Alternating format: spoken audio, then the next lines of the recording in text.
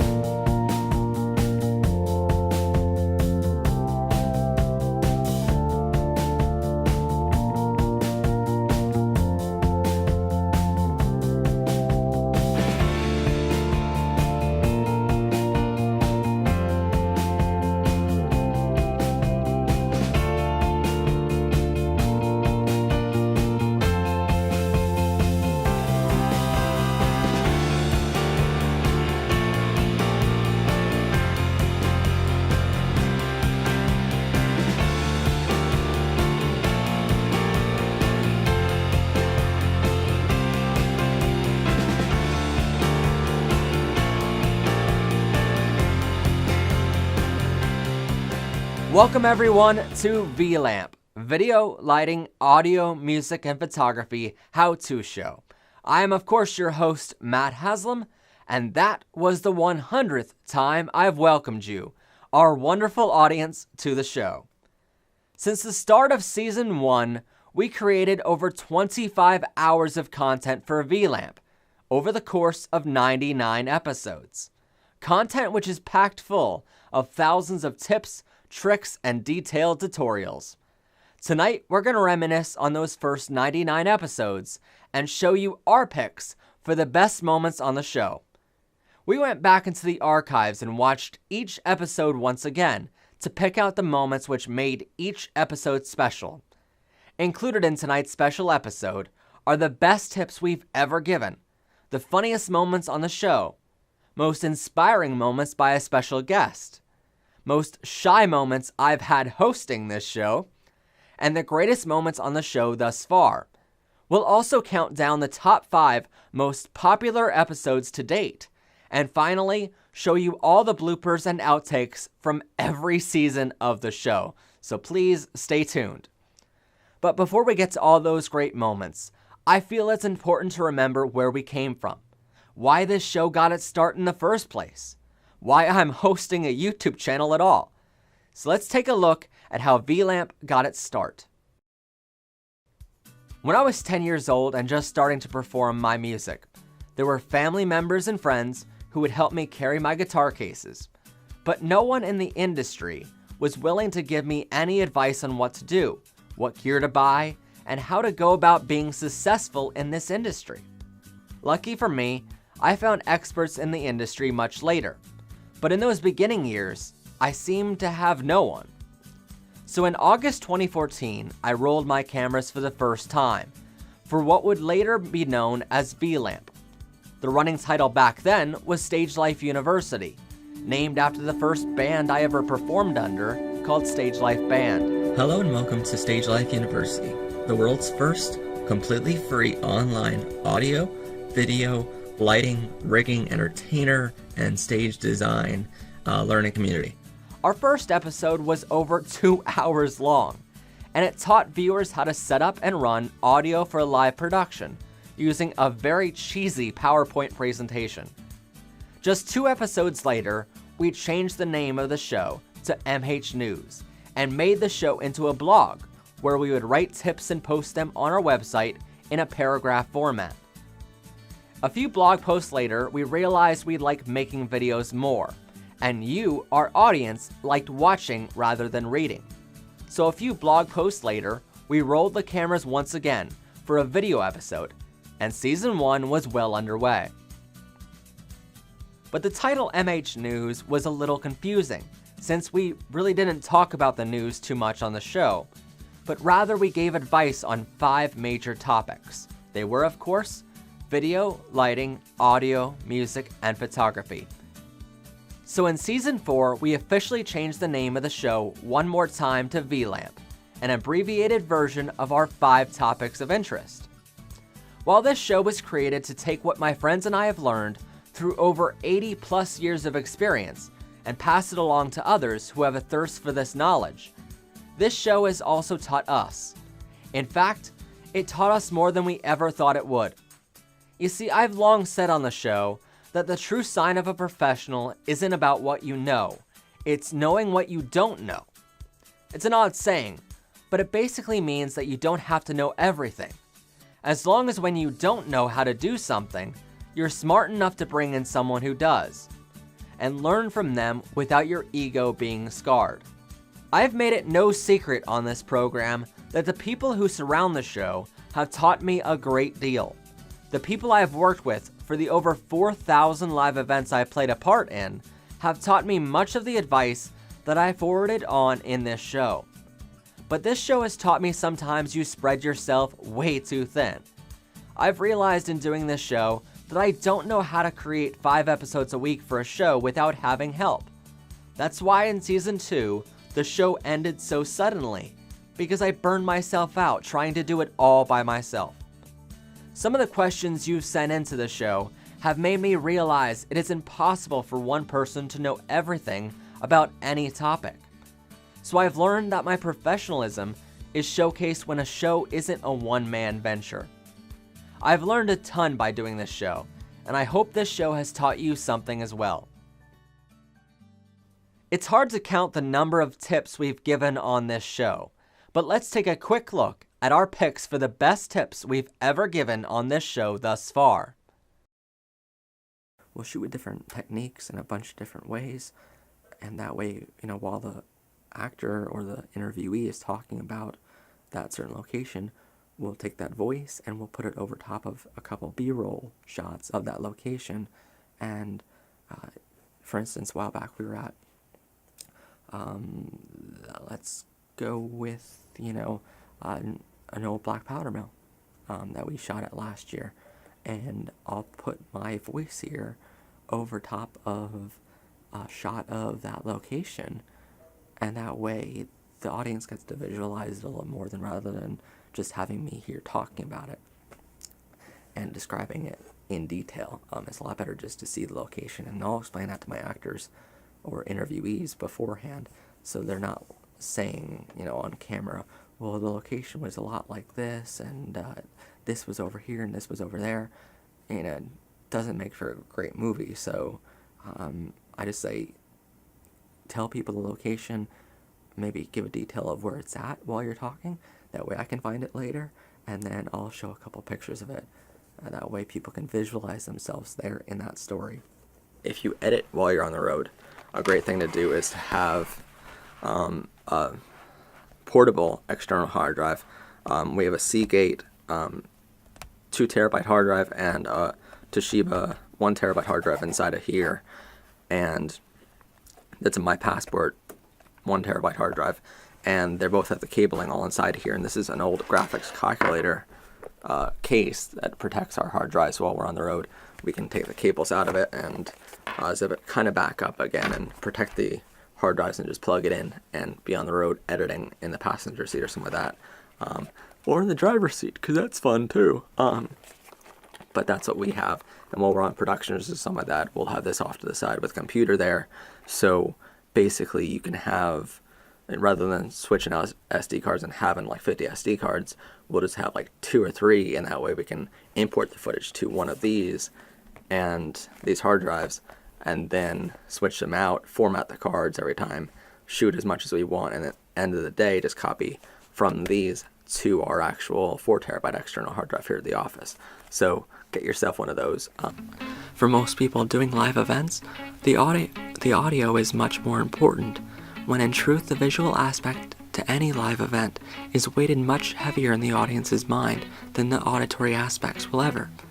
So you can have great audio, but if you don't have great lighting, your audience will leave unsatisfied, and chances are they won't return. Now in filmmaking, this is completely different. This is only for live events. If you're on a week-long vacation, don't sit in your hotel room scanning through several hundred photos. Go to dinner and enjoy your time. If you missed a shot somehow, there's nothing you can do about it anyway, so wait until you're back home to look through the photos. I'm just as guilty of this as the next guy because I'm always anxious to see what I captured. But if somehow I missed a shot or something wasn't in focus, it will start to ruin your mood and in the end, ruin your trip. The photos you take will still be there when you get home, so enjoy yourself while you can. So share the camera among the family, and even let your kids take a photo or two here or there. I always say the best photos in the world aren't those which were captured by professional photographers who know what all the settings and buttons on the camera control. The best photos capture life in all of its breathtaking glory. So don't be afraid to let your kids take some photos. Sure, while some of the photos they might take might be of the dog sniffing his own behind, who knows, there might be a diamond in the rough that will take your breath away. Plus, if your kid ever becomes a photographer, you can always embarrass them by telling everyone what the first photo they took was of. Just because you wrote the song doesn't mean you need to produce it. The top record companies in the world have all come out and said they don't mind if the song is only recorded on a Zoom H4n or a similar device, and that it doesn't need to be a studio version, which costs you thousands as a songwriter. The record companies have to produce it with their artists anyway, so you producing it on your own does them no good and only costs you thousands. It won't be reimbursed. You always have things on set that just don't go according to plan. I've had, for a music video I did for Haunted, I planned on doing that so many different days, and it just kept on raining that season, and I was like, I need to get there. So, and what really is fortunate about it is, because a couple days after that, I was like, it's raining, and then all of a sudden, they actually had a forest fire where we were going to shoot. I kid you not, there was a forest fire, and I was, at the same time of being like, oh, that's a really bad thing that happened, I found out about it the next day, and I go, well, that's going to look awesome on film, because we wanted this very burned look, and I was going to need to do all that in post-production anyway. And then I find out there's a forest fire there, and luckily everything was extinguished. Went there about a week later to film, and the thing looked beautiful for what we were trying to get. And I was really happy about it. I did not set the forest fire. I just want to put a disclaimer there. But it just worked out very luckily for us for what we wanted the scene to look like. You know, back when I worked for a major big box retail store, I started as a team member, and then I showed that, you know, I can definitely step up. I can take the leadership role. My managers allowed me, they didn't tell me what to do most times. And so I stepped up. I saw things that needed to be done. I did them. And so a week later, I was promoted to being a manager. So definitely stepping up and showing that you can do things beyond what you were hired to do, showcases to your management. Even if it's just a one-time gig, you can always show to them that, you know, you can take a more leadership role. And it's always good to show that you can do more. It tells kind of the story of why I'm making it, and to preserve that history, and that won't be told in future generations. Because I think in history, you know, in generations to come, history books are going to skim over us and say, and generalize us by maybe a couple of different features, such as like terrorist attacks, or, you know, wars that we've been in, or maybe a couple of famous people who've done extraordinary things. But in general, it's not going to be, you know, telling the story of every single person. I think it's up to us to preserve that history. So I think that history is important, especially for, you know, our children and grandchildren to look back at and say, you know, this was my family member. And I think when my kids grow up and they want to start learning about, you know, their great-great-grandparents, then I can show them a video and say, you know, this is who your grandparents were, and that's why, you know, we're getting 500 plus hours, not necessarily all of interviews, but I think in general they're going to be able to look back at that footage and say, this is who my family was, and get to see some of the personality of their ancestors. So that for me is worth it. Never assume that your position isn't important, but always assume that everyone else's position is more important than yours, no matter who you are on set. Even if you're the director, assume everyone else's position is more important than your own. Because then you'll appreciate every other position a little more. I freely admit when I first started this industry, I was a kid, and I unfortunately learned what it's like to be on the road and what it's like to have this crazy lifestyle before I learned how to be humble. I learned in an opposite way of what you should. And so one crucial piece of advice I try to point out anytime I can is that you should learn how to be humble first. So learn all these other positions before you go on stage, before you get in front of a camera. Learn what it's like to be behind the camera. And that's where this little club did something incredible. They let one person this year who genuinely wanted to do something different than act on stage. They let them come behind the scenes and help out. Learn what it was like to learn what it's like to be behind a lighting board or a soundboard and, mic up an actor. They learned that stuff. And I think we as an industry have to allow that. We have to allow kids or people just starting out to learn those behind the scenes positions before they get in front of the camera, before they get on stage. We've had lots of laughs on this show and made fun of some pretty big brands. So here's our picks for the funniest moments on the show. Our number 5 tip is to only work with industry standard gear. In other words, if you have, or even if you are thinking about getting anything by Natty Audio, Behringer, Radio Shack, Fender Audio, or many others, please throw it in the trash or donate it to Salvation Army. This type of gear makes for great firewood to put into a barrel underneath a bridge to keep the homeless warm. No offense to the homeless. But most importantly, accepting food and drinks as payment should not last beyond your first year in music. And this should only be applied to nursing homes, because you're just working up experience performing in front of a live audience. Well, you're at a nursing home, so at least somewhat alive, that is. Don't crash. In all of my years in doing this, I have never once seen any crew with uniforms besides those who are successful. Yet another what the f moment.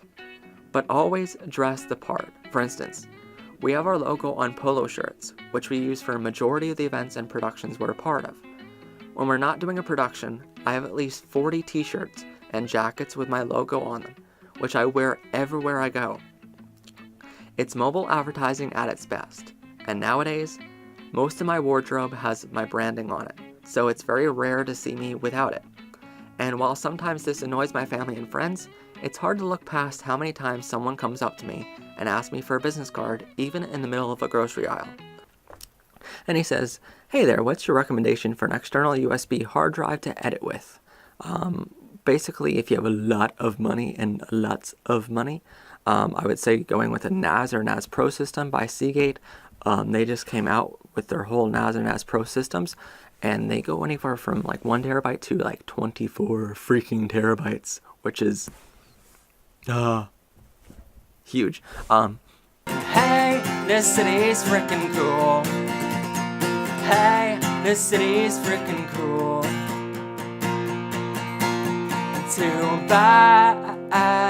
Too bad it's April Fools. Okay guys, thanks for joining us today. This was our April Fool's episode of MH News. It always amazes me in filmmaking where, when you're on set and getting all the shots, it's all about the steadiness of the shot, and you get all these $1,000 rigs to make sure you're steady shot, and then right away in post, it's like, let's add some shake into it. And I'm like, yeah. What was the point of getting the steady shot then, But anyway, that's just a pet peeve of mine. A really big pet peeve, because we spent a lot of money getting jibs and all that kind of. Oh yeah, well, actually, in the 2000 Battlestar Galactica reboot, they actually filmed it like a mockumentary or documentary type thing, where they actually, they wanted that shaking camera and they wanted, all that sort of thing. It's a great production though. It works so well. Amazes me though. We've been lucky enough to welcome incredible guests onto the show in the past. Some of their answers and advice even surprised us while we were filming. So here's our picks for the most inspiring moments by a special guest. VFX or practical? What do you prefer? Honestly, I gotta go with practical because they. Really? Yeah. Even though you're VFX artist. let me explain why. If you go back to the original Star Wars movies, they had like a real sense of wonder, didn't they? Like a sense of magic, if that makes any sense. Like when the first time you saw that Star Destroyer coming down from the big screen, you get like, oh my god, that sort of feeling. In movies like Guardians of the Galaxy, that feeling is sort of diminished. You know what I mean? And CG has sort of done that over the past few years because it's been used so extensively in contrast to physical modeling. I think now we're actually reaching a point where it's not just visual effects anymore. It's a combination of visual effects and practical. And the new Star Wars movie that's coming out, directed by J.J. Abrams, is going to show that too. What I'm doing is I'm testing how far the sound is traveling before it degrades. So far, from where my first reading was to here, it degraded 2 dB. Now I'm going to try it from back there. If it doesn't degrade any more than 40%, it's actually really pushing power. The difference is that wall is there, so it's not going to travel too far beyond, but the ability to cover a farther distance is what outside shows are looking for larger amounts of people. This is a brand new system. We've only had it out once before, but not outside. So what we're trying to do is trying to gauge how much more power we would need to cover a larger area.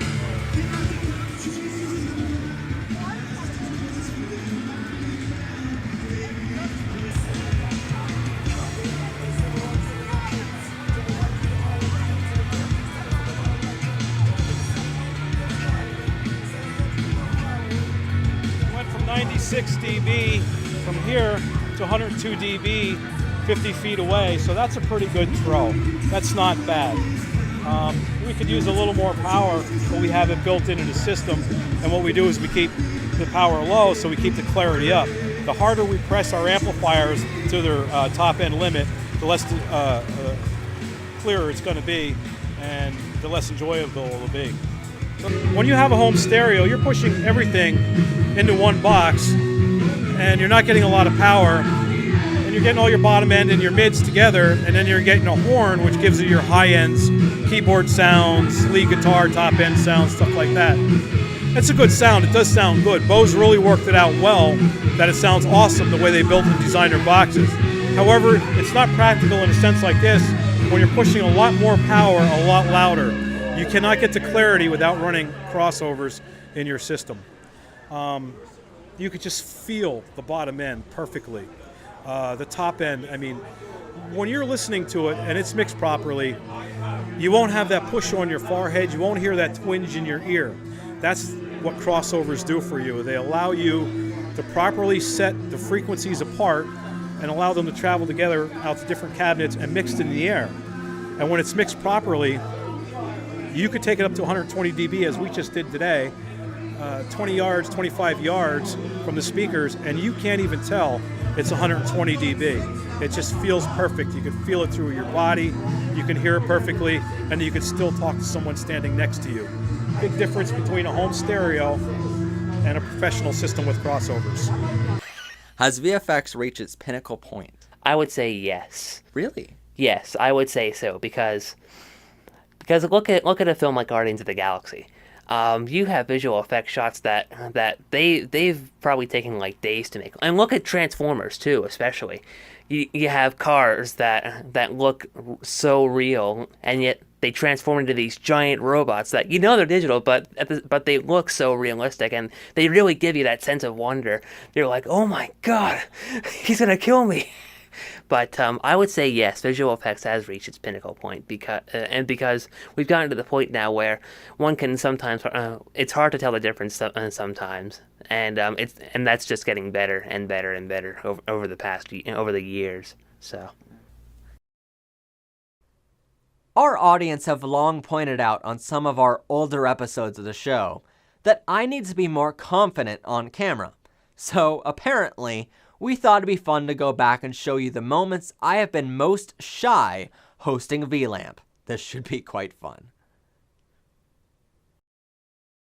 Basically, this tripod is really well built, but before we get to that one, we're going to talk about this one, because we're going to be comparing back and forth the entire episode here. So, first off with this one.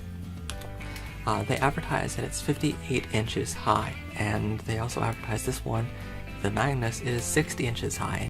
Hey guys, in honor of Halloween today, we're in a very spooky location, and we're releasing a brand new single called Only Way on the MattHaslam.com music store. Welcome to MH News. I'm your host, Matt Haslam, and this week we're going to be taking a look behind the scenes of Reminiscence, Our Story is Told, which is my new documentary. And Reminiscence is this whole project of telling our story because history isn't going to. Now, basically, if you're used to working in a space of regular scripts and films or short films or documentaries, then music videos are definitely outside of your comfort zone. But it's always great thing to work outside that comfort zone. Over the years, we've accumulated thousands of views on both YouTube channels, which our videos have been posted on our Facebook page, and our official website. So we've gone back, counted all the views off the 4 places these videos are posted, and selected a clip from each of the top 5 to show you here. So here are the top 5 most popular episodes on the show to date. As you work your way up in the case, ensuring you only cut out what's needed from each layer, you are left with a professional-looking case which not only protects your gear, but keeps it organized as well. As you can see, all the gear is at a level height, so any of my crew can see all the gear at once if they ever need something. I even added compartments for spare batteries under my microphones to conserve on space, and an accessories bin for headphones, safety cables, and GoPro mounts, as well as other things as needed. Set of 2 of them comes in at $120 from your local music store. Just call ahead and see if they're a Samson dealer. That gives you great mics as well as a great audio recorder. Just make sure everything you buy is compatible with each other. You can also opt for the Rode Video Mic Pro, which comes in at $250, but then you're going to have to sacrifice your tripod. As far as the tripod goes, the Magnus VT3000, it's $130 from B&H. That gives you a great tripod to use, and of course, our free clapboard app that we did a review on a while back. You can get that free clapboard app on your smartphone, smartphone or iOS device. That comes up to $998, so that's a great filmmaker's kit to start you out.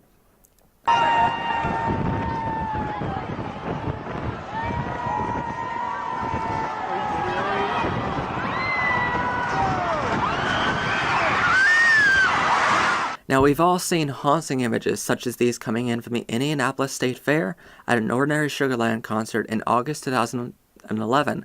And while this accident caused the deaths of 6 people and injured plenty others, truth is it was all because of operator error. A lot of people don't know that. Another accident happened in Atlantic City, New Jersey in 2003 at a Justin Timberlake and Christina Aguilera concert, and this accident didn't kill anyone because it happened the day prior to the event, and luckily the entire crew was out for lunch while the entire accident happened. But again, it happened because of operator error and someone forgotten to tighten a bolt. And that's as simple as it gets sometimes. But truth is, while after the accident happened in Indianapolis, I was lucky enough to have lunch with some of the best riggers in the entire country, and we chose to talk about this topic at quite a length. It handles really well both in studio and outside, and even during the cold weather and stuff like that. And a lot of the best shots you're going to find are when no other photographer wants to go out. If it's cold, if it's raining, or if it's snowing or something like that. Some of the best shots I've gotten this year have been when it was really cold out. So you want to go out during that, and this is a great tripod to do it with. So overall, great camera, great tripod. Fluid head works amazing, so I very highly recommend it. But I will put it up on the screen right now for you to see what it actually looks like. So basically what you're going to do is you're going to get the music from your client and figure out how many seconds long that music track is, and then you're going to make 1 second for every single row in that Excel sheet, and you're going to mark down 001, 002, so on, and until you get to the very end. And I usually put, rather than 61 seconds, I put 101 or something like that. That way I know it's 1 minute and 1 second into the video. But what I always do on this is, if a scene is going to last longer than 1 second that we're planning, then I combine cells on the right hand side of that, so I know that scene has to last 5 seconds. And why that's important is when I'm actually on set shooting that scene, I want to make sure that that scene lasts longer than 5 seconds, so we can choose a clip that's 5 seconds long. Before we show you our final category of the night, and all the bloopers and outtakes from all episodes and every season of VLAMP, I want to take a moment to sincerely thank each and every one of you for watching the 100th episode special and all 99 episodes before it. Making this show has been one of the greatest ongoing projects I've been honored with in my young life. The fact that you all enjoy it and can learn from it is all the more special for me. We look forward to joining you at episode 200. So without further ado, in making 100 episodes, we've had plenty of mistakes and bloopers. What you see on the show isn't always the first take, by far. And it's hard to count the number of mistakes I've made. And so I hope you've enjoyed today's 100th episode special, and I hope you can laugh at my expense as we show you the greatest bloopers and outtakes of V.L.A.M.P. And main topic Thursdays. Thanks for joining us, and see us back here next time. Have a good one. Inconspicuous. There's the word I was looking for earlier. I broke my DSLR now. See what happens? See how easily they are to break? GoPros aren't this hard to break. It's amazing my job really does consist of me playing with Legos. Love my job. What'd you do, honey? Oh, what'd you do all day, honey? Oh, no, I was playing with Legos. That's my job. Fix now. See how easy to fix my DSLR? Don't need to send it back to Canon or anything. CD Baby just came out with this today, and today meaning Thursday, the 19th of March here, 2015, obviously. So basically they came out with this report, what was it, 3 lessons you should not learn from Taylor Swift. What the heck? Like, okay, so basically, what? She's not successful enough for you? You know? What, like, okay, so her tens and hundreds of millions of dollars of sales. Nope, we're not going to follow that. That's not an example to follow off of. She wouldn't be a role model. No, heck no. That's not good, you know? But they came out with this report. And there's 3 things you shouldn't learn from her, because, you know, nothing she does is good enough for them. MH News Season 2, Episode 52, Take 1. Want to do our bumper thing? Sure. Today on MH News. Oh, okay. You do that and then I'll... Okay, do that again. Okay. Sorry. Today on MH News. We're talking VFX. God. This is awesome. But, yeah. So we're going to throw that out right now. Hope you guys enjoy.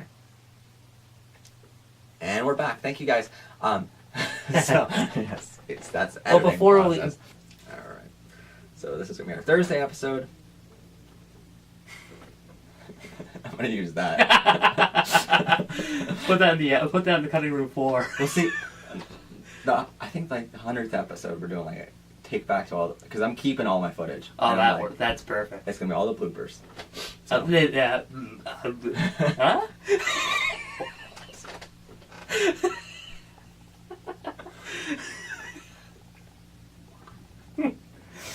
All right. I'm sorry. I'm sorry. Throwing me off, man. All right. Gave him all my footage the other day to Drew for the thing. And he's like, "Oh, why do you clap the clapboard so fucking loud?" I'm like, "All right." Because he had the speakers full blast, and I'm like, "Don't do that. You're gonna blow out your speakers, my gosh. dude." Oh, so And he was in like in a closed little studio. I'm like, ha ha, that's what you get. Pretty. I'm gonna use that too.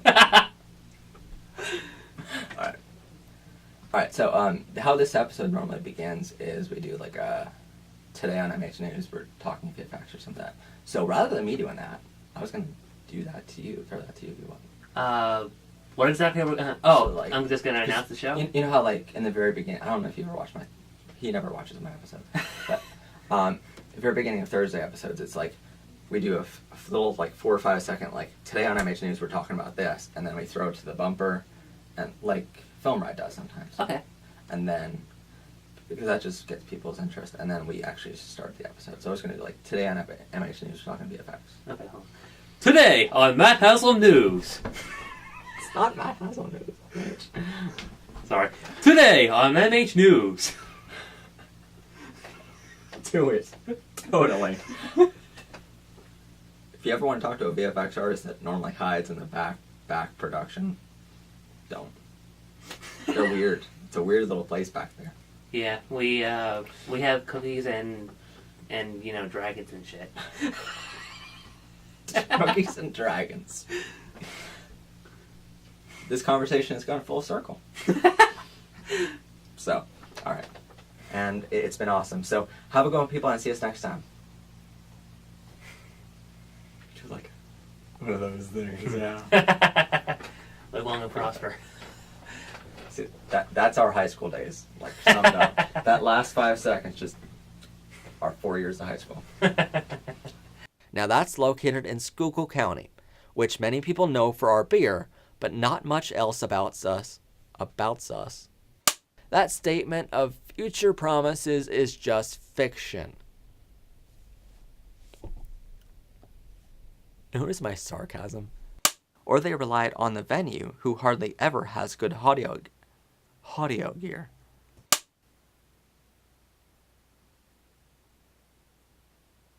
Hello?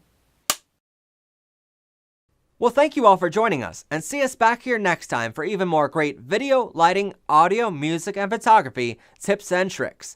Click here to subscribe, here to watch another video, and here to catch up on Season 5 of the show.